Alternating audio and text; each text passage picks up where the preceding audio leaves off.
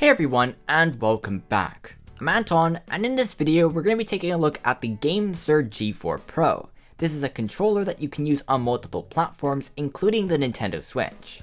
Big thanks to GameSir for providing me with this product, and before we get started, don't forget to hit the subscribe button to see even more videos coming your way. And let's get started.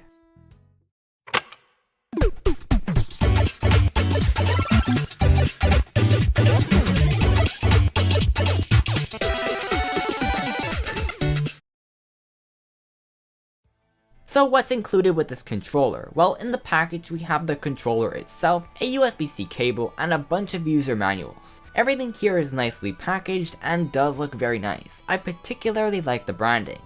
The design of the controller is very similar to the Xbox One controller. It does take some time getting used to, especially if you like the Nintendo Switch Pro controller. It's a big controller, so if you have small hands, it may feel uncomfortable. The buttons are pretty good. They are pretty clicky and have a good press to them. But the face buttons have a special trick up their sleeves. Now, as this controller is a multi-platform one, the buttons can be swapped out and customized for your gaming experience, whether you're playing on Nintendo or something else. Another thing as well is that if you're going to pair the controller to another platform, you must hold the home button and a specific face button. However, if you decide to change the buttons for use on the Switch, then you will need to remember which combination it is. But maybe the diagram should actually just show you the position of the button instead of the letter itself, as it'd be much easier to figure out. Both the analog sticks are very good. My only critique would be the pressing down on the analog sticks feels quite odd. The D-pad just feels like one large button and isn't that great. It is playable, but if you're playing 2D platformers, then you'll probably struggle with it.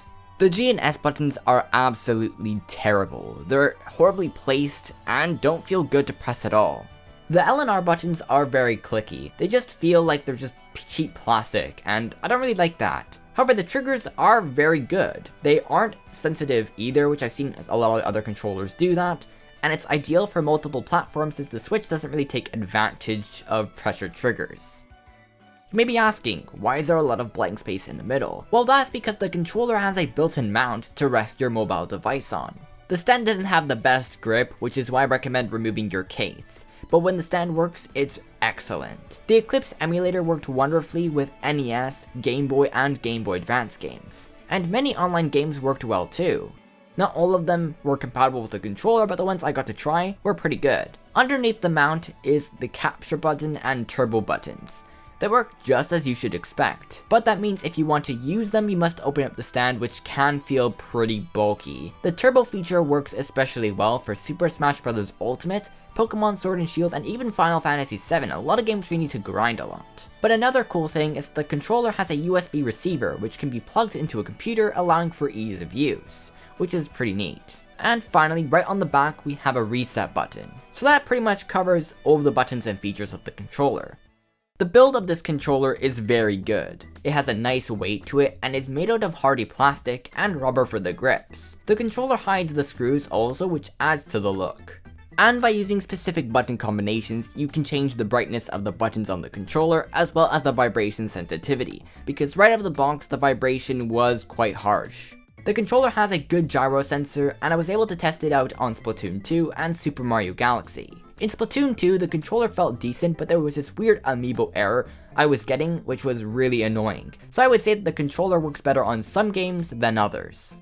This controller's main strength is its compatibility with PC, Android, iOS, and Nintendo Switch. For mobile, it was very straightforward to set up, and supported games were optimized very quickly, but some games will have more options and compatibility than others, so it all depends. To connect the device to a new device, you'll need to press both the G and S buttons at the same time. This will reset the controller and allow for a new device to be paired. So this means if you want to use a different device, you will need to do this all of the time, which can be quite annoying. But this really shouldn't be locked behind a button combination, as there should be a better solution to make this more accessible.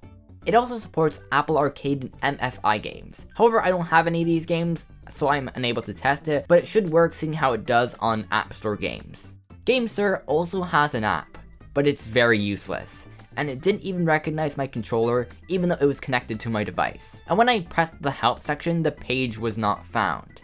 Battery life on this controller is very good, lasting close to 20 hours, so you will get a lot of playtime from this controller, and the lights will tell you how charged it is, which is pretty cool.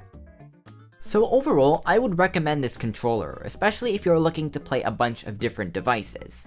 This controller is around $50, so it isn't the cheapest out there, which is why I would recommend that you get a Nintendo Switch Pro Controller if you're looking to solely play Nintendo Switch games. So that's about it for the video. I hope you guys did enjoy it, and as always, don't forget to hit the subscribe button to see future videos. And a big thanks to GameSir for sending this in. It was really cool and something that I'm going to be using for mobile, PC, and Nintendo Switch. If you're interested, you can find them in the description. And I will see you all in the next one.